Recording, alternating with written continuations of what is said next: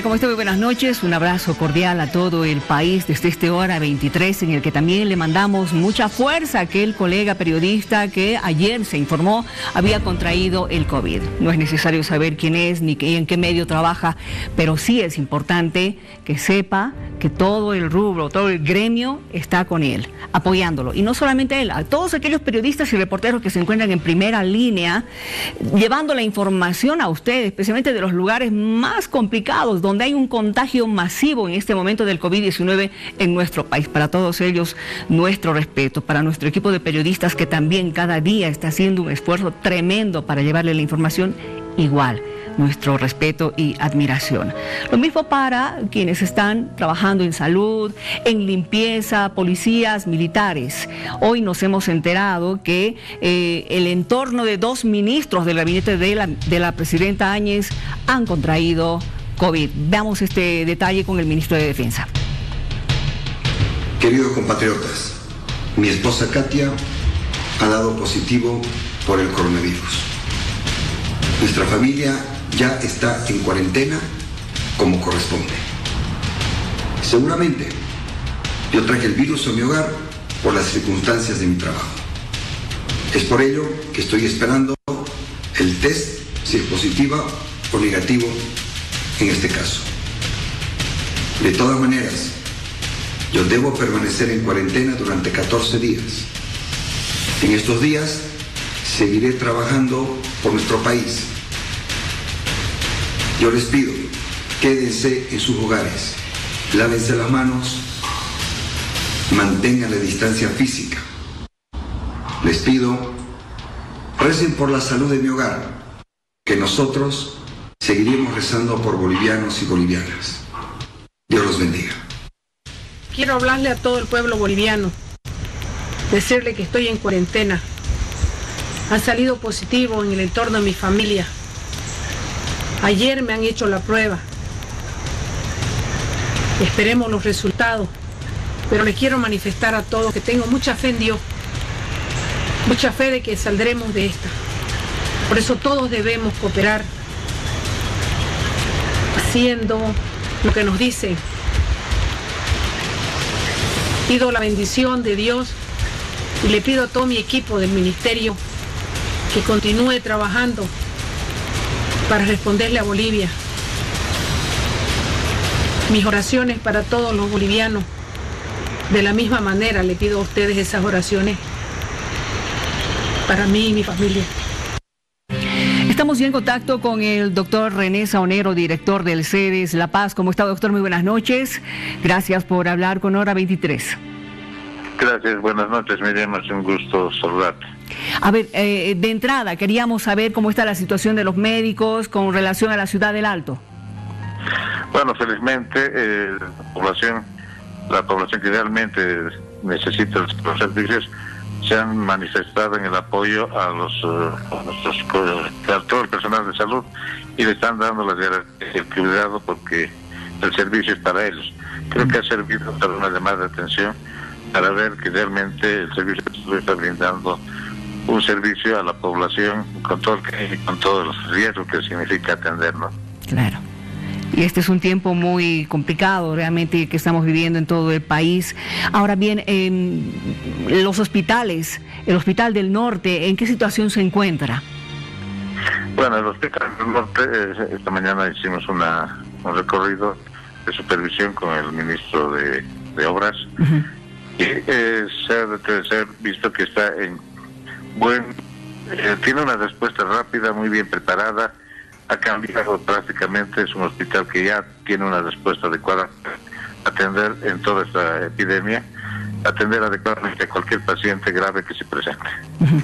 Pero no ha colapsado, todavía tiene espacio para atender. No, todavía no, esperemos que no colapse. Exacto. Que colapse quiere decir que los pacientes, los contagiados, han incrementado el número. Pero exacto, todos los que te está atendiendo están bien, excepto que falleció hoy día uno de los pacientes por complicaciones que tuvieron que operar el fin de semana. Uh-huh. Ahora, el Hospital de la Portada, ¿cómo se encuentra en cuanto a capacidad, en atención, en respuesta a la población? Es otro de los hospitales que felizmente se está actuando todo el personal, ya a pesar de que se tenía fallas porque esto era una cosa nueva, pero actualmente está trabajando en toda la red y prácticamente ya no hemos tenido ningún reclamo porque están actuando adecuadamente, están con todos los equipos, están el personal que ya está atendiendo a los pacientes que están llegando y bueno, es otro hospital que tiene la garantía de atender bien a todos los pacientes. En cuanto a los protocolos de salud, ¿hay alguna diferencia de estos protocolos con relación a la altura en torno a otras ciudades del país? No, prácticamente son los mismos porque en realidad el virus ataca en la altura, a todo nivel de altura entonces no hay una diferencia para cambiar el protocolo. El principal protocolo es el que se mantiene del cuidado personal, principalmente de lavado de manos, aislamiento físico, el uso del barbijo, el protocolo de ingreso y salida de la casa, etcétera, etcétera. Son protocolos que nos han cambiado prácticamente la vida y que vamos a tener que mantener por mucho tiempo. A ver, y yo quisiera que usted le explique al país ¿por qué se pide aislamiento total? Es decir, que tenga la persona su habitación y su propio baño. ¿Tiene esto mucho que ver con aquellos análisis que se ha hecho en otros países? Porque se ha encontrado incluso en las aguas hervidas rastros del COVID. Sí, en realidad para los pacientes aislados son los pacientes positivos o sospechosos que no están en situación moderada. El paciente aislado debe ser cuidado para que no contagie, porque en realidad este virus es altamente contagioso. Entonces los aísla para que no haya ese contagio, para que se negativice, no haya ningún proceso de contagio a otras personas. Entonces es importante que el paciente tenga ese aislamiento para evitar la contaminación hacia afuera. Y doctor, ¿cómo está la respuesta del CEDES a la población? Porque constantemente nos llamaban, se quejaban, denunciaban de que la única respuesta que les daban era, tiene que esperar. Bueno, ahora tenemos los equipos de acción inmediata que ya no tienen que esperar mucho. Se tarda así un poquito en preparar el material, pero no se tarda más de una hora y media en llegar a lo que realmente se requiere. Claro, porque tiene que enviar gente que esté totalmente protegida, cubierta con los dispositivos de estos test para sacar las muestras. Sí, en realidad es prácticamente un ritual. El primero, el que tienen que ir vestidos, bien protegidos, y el ritual para sacar la muestra tiene que ser especial, porque no se saca fácilmente. Hay que tomar en ciertas condiciones la muestra, inclusive trasladar la muestra, tiene su vehículo de traslado, para que llegue al laboratorio en buenas condiciones y se dé un resultado adecuado. Ahora bien, ¿cómo está el colega periodista del que ayer nos hemos enterado que ha contraído COVID? Bueno, el reporte que tenemos está estable, en buen estado, esperemos que continúe así. Creo que la evolución que tiene es muy favorable y esperemos que una vez que concluya su aislamiento, de incorporarse primero a su hogar y después a su trabajo. Los policías, porque evidentemente ellos también están en primera línea en torno al contagio. Sí, lamentablemente los policías son los que están en primera línea porque ellos están en contacto más cercano con toda la población. En segundo lugar está el personal de salud y en tercer lugar el personal de los militares. Muy bien, doctor. ¿Quiere decirle algo a la población? ¿Quiere hacer alguna recomendación? Este es el momento en el que usted puede hablarlo. Bueno, decirle a toda la población que por favor continúen con todas las medidas de lavado de manos, el uso del barbijo, el continuar con las medidas de separación de 1,5 metros de otras personas, no asistir a lugares que existe mucha concurrencia, cuidar a sus niños, no sacarlos de la casa y también a las personas mayores. Hacer lo mínimo necesario para que no puedan correr el riesgo de contagio.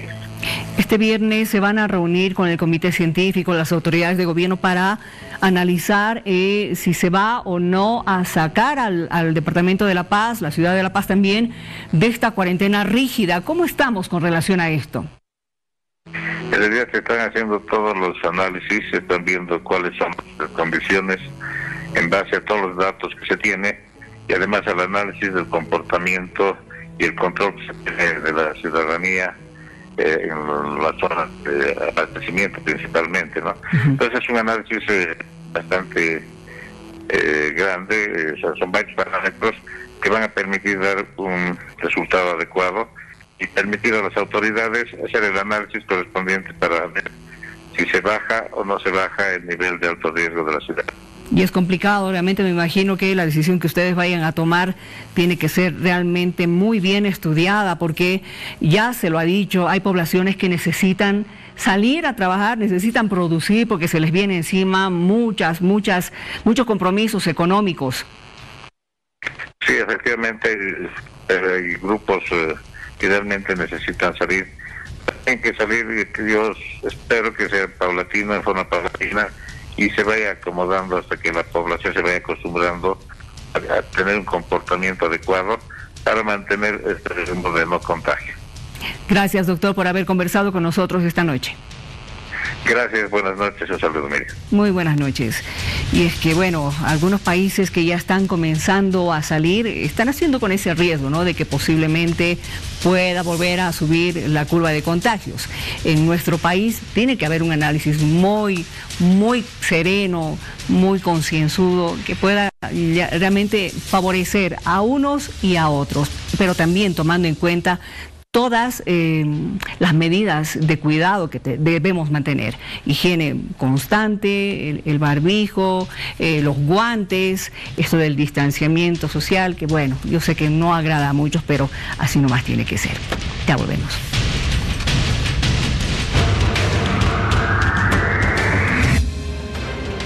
Para reforzar esta lucha tenemos que estar juntos todos los actores políticos, sociales, más importantes, económicos, para poder salir con el menor daño posible. Esa es la intención y queremos que la presidenta convoque a una reunión nacional. Primero es la tarea para evitar más muertes, más enfermos, y después de controlarse la crisis poder pasar a considerar las elecciones. La propuesta nuestra es esta, garantizando una total inocuidad para la población y además un muy bajo costo para el gremialista. Esta es una prueba, sabemos del costo, lo hemos probado, y aquí va a haber un proceso de desinfección con cada venta que haga el comercializador. Hay dos personas, como ustedes ven, una será la que vende, otra la que cobra, esto es muy importante. Y adelante el vendedor también tiene alguna instrucción que es la de garantizar y ver que haya el proceso de inspección con cada venta. Médicos que la recibieron en el centro de aislamiento Ana Medina, ahora felices, la despidieron y ella se mostró muy emocionada por haber vencido la enfermedad. Tanta emoción de ver a mi hija después de tanto tiempo. Estoy contenta y soy muy contenta que voy a llegar a abrazar a mis otros hijos, que los amo con toda mi alma, que ustedes saben, como toda madre. A través de 4 centros para personas asintomáticas con COVID positivo, ubicado en la zona este con 114 camas, en la zona sur con 100 camas, y en el distrito 7, que estamos incorporando un nuevo centro, 204 camas, completando 411 camas. Santa Cruz de la Sierra implementará a pasos agigantados 711 camas entre hospitalarias y centros de albergue para personas con síntomas positivos. Continuamos con Hora 23. No importa el color que tengas, serás bienvenido.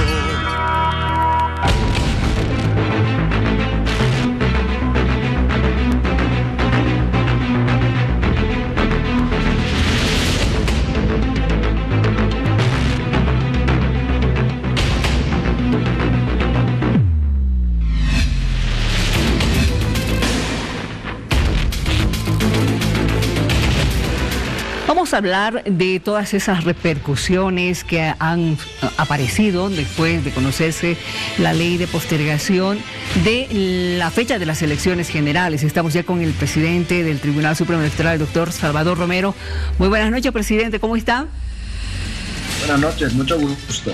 A ver, ¿Usted esperaba semejante reacción al conocer justamente aquella determinación que a partir del 3 de mayo se tomaba en cuenta 90 días y aquello queda más o menos antes del 3 de agosto?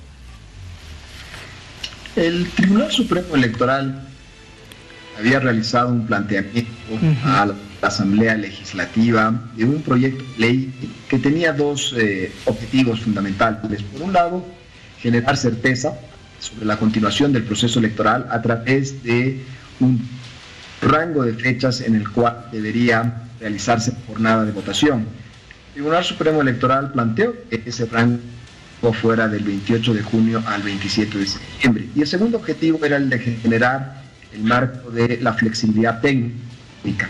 Dentro del rango, el Tribunal Supremo Electoral pudiera determinar la fecha a partir de criterios técnicos y de parámetros científicos sobre la evolución de la pandemia. Sobre este punto, la Asamblea Legislativa tomó una decisión distinta y señaló que el rango sería de 90 días a partir del 3 de mayo. A pesar de la votación que tenía el organismo electoral, un planteamiento distinto, el Tribunal Supremo Electoral y el conjunto del organismo electoral va a cumplir la ley, que es un elemento central del Estado de Derecho. Ahora bien, la crítica y la polémica ha venido a raíz justamente de que muchas personas consideran que todavía podríamos estar en riesgo con relación al COVID ya para esa determinada fecha, es decir, para ese rango de tiempo que se estaría tomando en cuenta a partir del 3 de mayo. El Tribunal Supremo Electoral hizo un planteamiento, este planteamiento no fue considerado, pero ya tenemos una ley y es responsabilidad del organismo electoral llevar adelante la ejecución de la ley. Ahora, ¿qué pasaría? Yo sé que no le gusta especular, pero habría que tomar en cuenta aquello porque para aclararle a la población qué podría ocurrir en caso de, por ejemplo, ojalá que no, pero si nuestra curva de contagios va a seguir en ascenso y para la determinada fecha que se ha tomado en cuenta en este rango, todavía estamos en algún riesgo, se tendría nuevamente que reunir al Congreso, la Asamblea en este caso, y mencionar otra fecha, ¿no es cierto?, dentro del rango que ustedes han marcado. Efectivamente, creo que no conviene entrar en un terreno de especulación sobre hechos que no se han producido.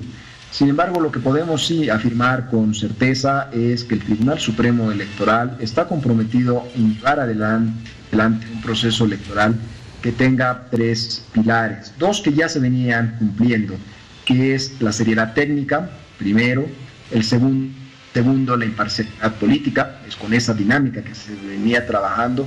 Ahora nos tocará añadir un tercer pilar, que es introducir los elementos que precautelen la salud de todos los actores que participan en el proceso y por último, y por ende, de todos los bolivianos. Para ese trabajo, el organismo electoral va a buscar introducir, no solamente en la jornada de votación, sino en el proceso que nos lleva a la jornada de votación, los mayores elementos posibles de seguridad en términos de salud pública. Exactamente, hemos escuchado de que incluso van a hacer un análisis científico y a eso es lo que usted está apuntando con lo que acaba de señalar. De todas formas, ya hay personas que señalan que aquí hay intenciones de prorrogar el mandato del actual gobierno versus el hecho de que sí se necesitan elecciones, pero ¿cuándo elecciones? En esta fecha ya se han presentado dos recursos, ¿no es cierto?, en contra justamente de la determinación de la Asamblea,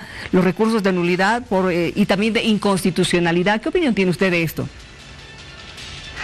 El Tribunal Supremo Electoral no comenta las acciones de otros poderes y es respetuoso también de las atribuciones, las competencias que tienen los otros poderes, seres e instituciones del Estado. En este momento se ha planteado justamente esos recursos. El Tribunal Constitucional deberá resolverlos dentro de sus tiempos, sus procedimientos, y el Tribunal Supremo Electoral estará atento a las determinaciones que tome el Tribunal Constitucional frente a estos recursos. La Iglesia Católica también se ha pronunciado para que no haya este problema que estamos viendo en este momento, porque ya ha comenzado, quieran o no reconocerlo, ha comenzado a enfrentar y a hacer que la población empiece a mostrar nuevamente sus posiciones, aquellas que habíamos visto a finales del año pasado. El organismo electoral debe realizar un trabajo técnico y al mismo tiempo con imparcialidad política, y esa es la vía que estamos realizando. Es una labor que está apegada a la ley. Todas las decisiones del organismo electoral se apegan a la norma, porque esto genera certeza a los actores políticos, se genera certeza a la ciudadanía, y se debe realizar este trabajo más allá de las opiniones o de los conflictos políticos que tienen y que se desarrollan en otro espacio que la labor técnica que lleva adelante el organismo electoral. Muy bien, gracias por haber conversado con nosotros, presidente. Evidentemente todavía habrá que esperar qué dice el Tribunal Constitucional. Mientras tanto, ustedes continúan con el trabajo que están realizando. Así es, muchísimas gracias. Gracias y muy buenas noches. No importa el color que tengas, serás bienvenido.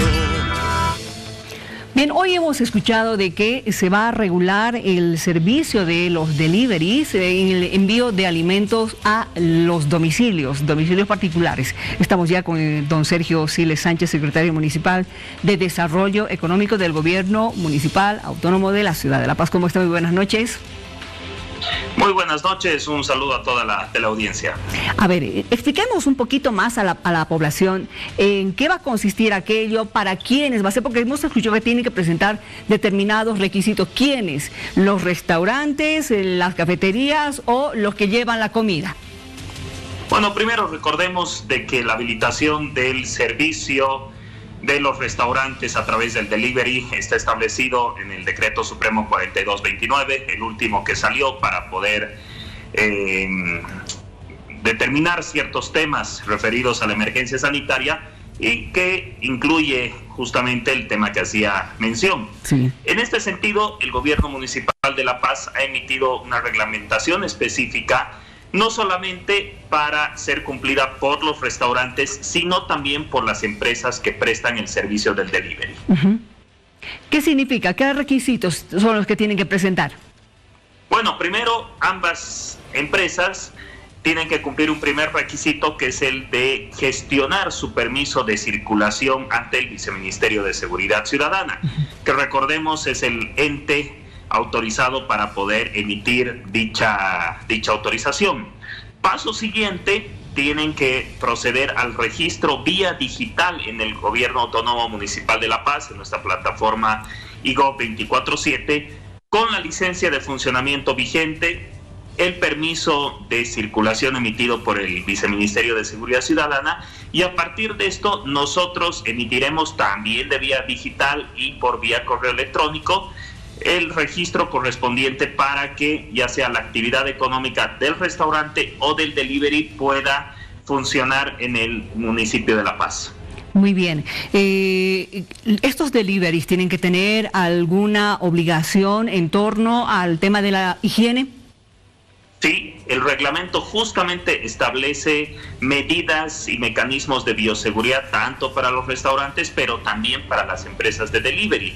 Por citar algunas, ¿no? Deben realizar el fumigado de los vehículos, ya sea al interior y exterior según corresponda, dotar de barbijos, guantes, alcohol en gel para las personas que manejan los motorizados y por supuesto hacen la entrega de los alimentos. Esta entrega tiene que tener una distancia de al menos 2 metros con la otra persona que recibe el producto, ya sea en la puerta de su casa o su departamento. Esto para buscar evitar el máximo contacto que pueda existir, y en caso de que también se pueda pagar con efectivo, el contacto, el intercambio del dinero tendrá que hacerse a través de una bandeja, de un elemento de plástico que evite también el contacto directo entre la otra persona. Estoy tratando de imaginarme cómo va a ser esa entrega de alimentos, una distancia de 2 metros, un poco complicado, habría que poner algo en medio entre el que trae la comida y la persona que la va a recibir. Sí, justamente se está implementando de que la empresa de delivery también pueda contar con un elemento en el cual se pueda poner justamente el producto o la bolsa básicamente donde va el alimento, y que bueno, la persona que está comprando pueda recogerla de este lugar. En el caso, por ejemplo, de los radiotaxis, que también entendemos están entrando a hacer este mecanismo de delivery, el contacto con el conductor prácticamente será nulo. En ese caso, la persona, el cliente, básicamente abrirá la puerta de atrás, dentro del envase de Tecnopor retirará el producto que le corresponda, evitando tomar cualquier contacto también con el conductor. Ahora bien, en torno a cómo tiene que enviar la comida a los restaurantes, ¿va a haber alguna disposición especial? Porque me imagino que no va a ser solamente el envase de plastoformo que conocemos, ¿no es cierto? Aparte habrá otra cobertura y otra cobertura, no sé.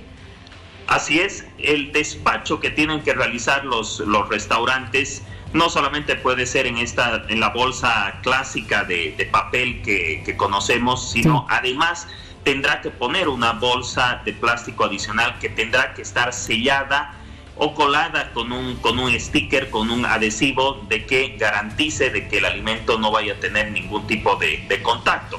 De manera que también al momento que le llegue al cliente retirará la bolsa de plástico y la otra estará también manteniendo al alimento, y por supuesto siempre buscando reducir en la mayor cantidad posible la posibilidad de que las partículas o el virus pueda adherirse a una superficie. Eso es importante realmente, porque ya hemos conocido de que en algunos países ha habido contaminación justamente en la comida que han llevado a la casa a través de un delivery. Así es, han habido algunas experiencias en otros países, como bien tú mencionabas, en las cuales se ha generado contagio de esa manera. Por eso es que justamente tomando también algunas recomendaciones del exterior es que estamos implementando estas medidas y estos mecanismos para aminorar a lo máximo la posibilidad de contagio también a través de la distribución y entrega de alimentos preparados. Ahora, independientemente de la decisión que se tome en la ciudad de La Paz en torno a la cuarentena y al riesgo en el que podamos llegar a estar, sí va a haber este servicio de delivery, ¿no es cierto? ¿A partir de cuándo? Bueno, este servicio de delivery de alimentos entró ya en vigencia con la emisión del decreto supremo. Ahora que hemos emitido el reglamento, ya empieza a correr el tiempo también para que las actividades económicas, los restaurantes puedan inscribirse y empezar ya a operar con esta forma. De hecho, que en el transcurso del día ya varias actividades económicas ingresaron su registro, algunas ya lo tienen inclusive y están habilitadas para poder funcionar. Recordando además que el rubro de la gastronomía es uno de los que más ha crecido en los últimos años en el municipio de La Paz y que por supuesto genera un movimiento económico muy importante. Y ha sido quizás el más afectado, uno de los más afectados durante todo este tiempo. Totalmente, ha tenido una afectación bastante grande, pero además considerar de que es uno de los rubros que también genera la mayor cantidad, una de las mayores cantidades de empleo en el municipio de La Paz, por lo cual con la habilitación de este mecanismo a través del delivery, por supuesto apostamos de a poquito también con la reactivación económica de algunos sectores económicos, y que de seguro y en función al tipo de cuarentena que se pueda definir en los próximos días, también se evaluará la apertura de otro tipo de sectores. Muy bien, ¿qué específicamente, qué tipo de negocio va a ser el que pueda incluirse en este servicio? ¿Solamente restaurantes? ¿Pueden entrar snacks? ¿Pueden entrar cafeterías? Pregunto, ¿pueden entrar bares también? Hemos querido ser lo más inclusivos posibles, por eso es de que no solamente establecemos la posibilidad de que la actividad económica pueda contratar necesariamente un servicio de delivery, que conocemos perfectamente de que en varios de estos casos genera un costo adicional, genera una comisión para el restaurante, así como también para el usuario final, por lo cual también estamos dando la posibilidad que el restaurante o la cafetería o el snack pueda hacer su propio delivery. ¿A qué me refiero con esto? Habilitar un vehículo que puede ser del dueño, de uno de sus empleados, para poder realizar esta distribución y, por supuesto, aminorar los costos que significaría poder contratar a una empresa de delivery. Y desde luego la apertura está hecha para que puedan trabajar los cafés, snacks, las pensiones, por supuesto, así como también los restaurantes de comida más elaborada, si se podría decir, y por supuesto los de comida rápida. En el caso de los bares, debemos recordar que su apertura está aún prohibida por el decreto supremo, por lo cual ellos aún no pueden funcionar. Muy bien, gracias por habernos aclarado todos estos detalles. Ya algunas personas están disfrutando justamente de esta pequeña apertura que ha habido, pero que va a ser un poquito más grande a medida de que estos negocios pues vayan oficializando justamente la entrega de sus productos. Gracias y buenas noches. Y las gracias. Que le vaya muy bien. Hora 23. No importa el color que tengas, serás bienvenido.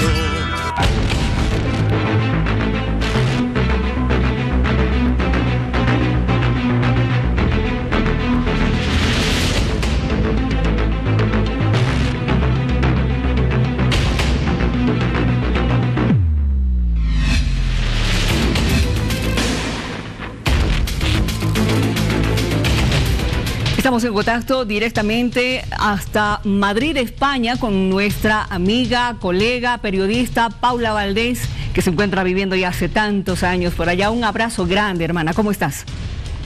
Qué lindo escucharte, mi hermana Miriam. Bien, gracias, muchas gracias. Un beso y un abrazo a toda mi gente en Bolivia. Por si acaso, para quienes no sepan, hemos hablado contigo en el mes de marzo, a finalizar marzo más o menos. Todo abril nos hemos perdido, pero ahí nos hemos enterado de que tú y tu hijito habían contraído el coronavirus.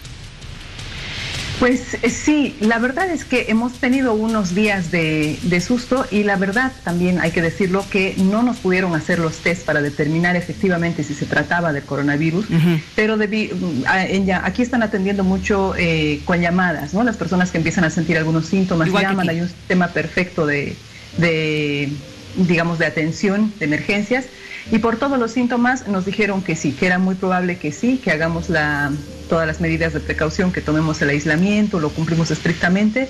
Y al cabo de 2 semanas, cuando fuimos a confirmar que todo esté bien, sí que nos confirmaron que efectivamente pudo ser, pero sin embargo sin test. Es un poco confusa la situación para mucha gente aquí. Los test se hacen a gente muy específica, pero la verdad es que fue con síntomas muy leves y fue un proceso muy, muy profundo de reflexión y bueno, ya en otro momento les contaré mucho más, pero que sí que lo hemos pasado y gracias a Dios estamos muy bien ahora. Nos alegra mucho saber eso, porque bueno, una cosa es que te dé a ti, otra cosa es que le dé a tu hijo o a tu hija, ¿no es cierto? Ahí la cosa se complica un poco más.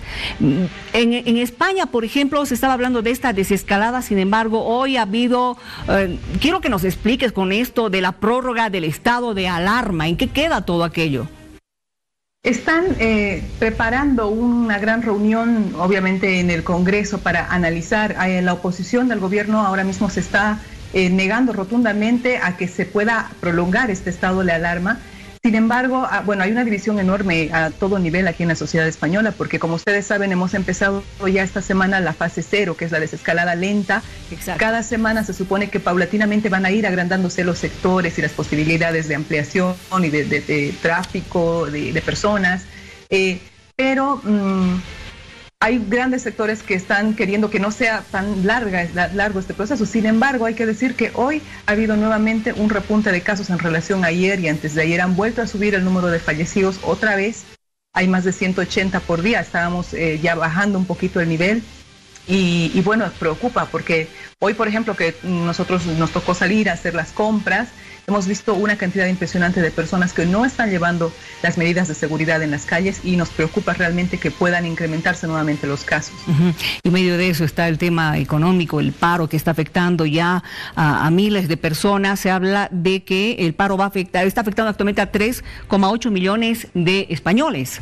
españoles y no españoles quienes viven en tu país, en ese país. Justamente están analizando sin descanso todas las posibilidades, las medidas económicas, analizando figuras para cada colectivo en específico. Sin embargo, hasta ahora muchas de los grupos económicos se han quejado de que no les ha llegado los bonos, todas las soluciones que habrían planteado las personas del gobierno. Otro gran grupo que está muy preocupado es el sector educativo. Se están analizando también ahora nuevas formas de plantear la educación a partir del próximo año, que inicia en septiembre. No se olviden que aquí terminan en junio las clases del periodo 2019-2020 y a partir de septiembre, de mantenerse la preocupación y los casos de contagios, están analizando incluso una novedosísima manera de implementar un sistema educativo para los estudiantes que ya sea permanente, ¿no? Semivirtual, semipresencial. A todo nivel se están moviendo muchísimo aquí los comités de especialistas que están trabajando en el asunto. Qué complicado, ¿no? Como se ha cambiado absolutamente todo. En algunos lugares, me imagino, no sé, en España, ¿qué va a pasar con los muchachos que no están pasando las clases, que no están yendo, que sí están recibiendo educación virtual? ¿Igual van a poder pasar de curso? Van a aprobar, en principio se había hablado de una aprobación general. Hubo también bastante rechazo de varios sectores, digamos, educativos, pero ahora se están haciendo evaluaciones permanentes a partir del periodo de Semana Santa, que aquí ha sido una fecha muy, muy especial. Semana Santa en España es como la fiesta grande del año. Hubo una pérdida económica del turismo muy grande. A partir de Semana Santa se determinó que entre mediados de abril, que fue esta fecha, y hasta el 20 de junio, que dura el calendario escolar, solamente se van a dedicar los colegios a hacer repasos de las anteriores meses de avance. Evidentemente en Bolivia esto no se puede hacer por la diferencia de inicio de año escolar, pero están reforzando y van a hacer evaluaciones personalizadas. Cada profesor, lo veo en el caso de Santiago, está dándose modos de llegar directamente a los alumnos de diferentes maneras, muy creativas algunos, está funcionando. Pero evidentemente no están cumpliendo la currícula, ¿no? No están cumpliendo, evidentemente, y también aquí en nuestro medio hay ese tipo de advertencia, que no se está cumpliendo con toda la currícula de por lo menos esta mitad de año. Por lo consiguiente, hasta se está hablando de poder reducir incluso la mensualidad que se pagan tanto en escuelas, colegios como en universidades.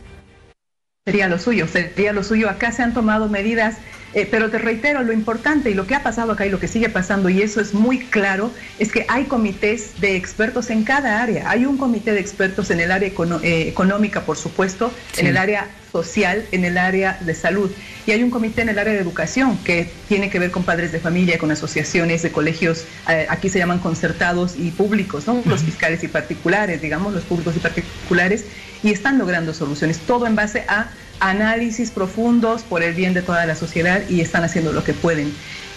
Pero todo parece indicar que en el tema de educación, por lo menos esto de las clases virtuales y de las nuevas maneras, de las nuevas tecnologías de la educación, sí que se van a implementar. A ver, mientras tanto, el tema político al parecer está primando más, digamos, para tomar decisiones un tanto favorables o más favorables, digamos, a la población que ya necesita salir a trabajar, porque se habla de una cantidad increíble de desempleados en España con esta situación del confinamiento.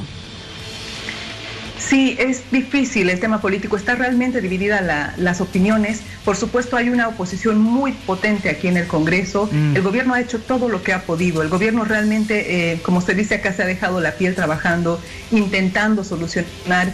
Nosotros no estábamos, bueno, digo nosotros como España, como claro, el país, el pueblo español no estaba preparado. Cuando estalló lo del coronavirus acá, ya habían, cuando empezamos en realidad el confinamiento, ya habían muertos, ya habían centenares de contagiados, ya habíamos convivido un mes con el virus. Entonces no le dio tiempo de planificar muchas de las medidas, cosa que allá en Latinoamérica sí hubo un tiempo por lo menos de planear. Entonces acá ese es un punto a favor, pero sin embargo la oposición se está agarrando de muchos otros elementos para apresurar la reapertura comercial. Obviamente mirando la economía, que evidentemente ya está perjudicada, ya hay una crisis galopante a la vista, pero claro, es muy difícil ahora mismo tomar decisiones de cara a lo que puede pasar. No sabemos si esto se va a incrementar. Aparentemente la gente le ha perdido ya, y me incluyo, le hemos perdido ese miedo que generaba en una primera etapa, en una de las fases que son naturales de toda esta pandemia, al virus como tal, al contagio, pero no significa eso dejar de tomar las medidas de precaución, ¿no? Es todo un proceso muy bien acompañado. Ahora, lo que tú has dicho es importante puntualizarlo. España ha comenzado tarde con sus medidas de restricción, ¿no es cierto? Porque yo recuerdo incluso hasta el 8 de marzo estaban incluso motivando e incentivando a que las mujeres salgan a marchar por el Día Internacional de la Mujer. Ha empezado tarde, digamos, esa cuarentena en España, cuando tú misma lo señalas, ya había contagiados, ya había fallecidos. Y esto es uno de los puntos con el cual estamos escuchando que lo están atacando constantemente a Pedro Sánchez. Así es, por la prisa, como se dieron tan rápido la cadena de contagios, pues fue ese el problema. Evidentemente no sabían que iba a ser tan grande el impacto. Acá fue a tropezones, por decirlo de alguna manera. Entonces, de la misma manera se está esperando, la curva ha sido el ascenso a la curva parecía imparable, ustedes seguramente se acuerdan, no había cuándo lleguemos al pico. Hemos esperado estar en el pico por lo menos unas 2 o 3 semanas antes de empezar a planificar cómo va a ser la desescalada. Claro. En Bolivia tengo entendido, y bueno, estoy todo el tiempo con información de Bolivia, que están realmente en ascenso, lastimosamente, al pico que no se sabe cuándo va a ser. Entonces aquí lo que recomendaron los expertos es esperar, analizar, estar pendientes de cómo iba la evolución durante el pico más alto de la enfermedad, y cuando empezamos a tener ya la tercera semana de descenso en los casos, recién se pensó siquiera en la desescalada de las medidas de precaución, ¿no? Entonces hay que ver todas esas diferencias. Exacto. Otro de los temas que ya se está moviendo a nivel internacional, que ha comenzado justamente en España con investigaciones que se han realizado en Italia, por ejemplo, en torno a la aparición de los coágulos en quienes tenían COVID, especialmente en quienes han fallecido. Ya hay datos también de que hay niños que están presentando el síndrome de Kawasaki, por ejemplo, pero que tiene que ver también con el COVID. ¿Qué pasa en medio de todo esto con los datos en torno a los fallecidos? ¿Cuántos han fallecido de COVID, cuántos no de COVID? ¿Se los ha asociado a todos por igual? ¿Qué pasa en España con relación a este tema? Al igual que en todos los países, el dato de fallecidos y el dato de contagiados está muy por debajo del dato real, porque por un lado no se ha hecho todos los test a todas las personas que como en nuestro caso, por ejemplo, que han podido tener el virus, que están en la duda, que han tomado las precauciones, pero que no figuran como positivos en un test, ¿no? Entonces el número es mayor. Y en el caso de fallecidos, evidentemente, bueno, aquí se lleva un control un poco más, mucho más estricto seguramente, pero se dice que la causa, como no se han podido hacer las autopsias, por ejemplo, por todo lo que significa, en muchos casos, pues tampoco es la que se dice, ¿no? Hay más cifra de la que realmente se dice que es. Y en cuanto a los síntomas, esto es interesante también por si, yo me imagino que allá ya ha llegado con este tipo de mutación que le llaman. Empezaron con unos síntomas muy concretos acá, ¿no? Los que se decían desde un principio, la fiebre, el dolor de cabeza, la tos seca, pero en el proceso de estos 2 meses toda la sintomatología ha ido variando. Han ido apareciendo muchos más síntomas, han ido apareciendo muchos más grupos de riesgo, personas mucho más jóvenes, y eso ha hecho también que aparezcan muchos más casos asintomáticos o de personas que tengamos, por ejemplo, 1 o 2 de los síntomas y que ya resulte que sea un caso sospechoso de COVID. Y en todo caso, el síntoma más común en todos los casos, que también lo han dicho varias veces acá, es la pérdida del olfato. Parece algo tan simple de evaluar. Increíble. Que en otros países, en Gran Bretaña y en Rusia, me parece que han estado haciendo solamente la evaluación en base a la toma de muestra de vinagre, porque ahí podían determinar si había o no. Entonces es muy importante tener eso en cuenta, pero aún así saber que cuando aparecen los síntomas uno ya ha podido estar contagiando muchos días antes de que aparezcan. Por eso es tan importante la prevención antes y después de los 15 días. Exacto. Gracias por haber conversado con nosotros, querida Paula, y lo que tú acabas de apuntar ya para ir cerrando esta entrevista. Algunos médicos, incluso nuestro medio, dicen, en vez de que estemos pasando por esas cámaras de desinfección, deberían pasarnos un alcohol con vinagre para saber si sentimos o no el olor. Te mando un abrazo grande, hermana, otro a tu querido hijo, y ya vamos a estar conversando acerca de cómo pasaste esta temporada de miedo, de terror con el COVID dentro de tu cuerpo. Cuando quieras, Miriam, mi cariño para Bolivia, y por favor, mucha fuerza, mucho coraje. Va a pasar, esto va a pasar. Va a pasar, exacto. Un abrazo grande. Igualmente. Vamos a Antes de despedirme, quiero recordarles que este 5 de mayo es el día de la persona que tiene celiaquía.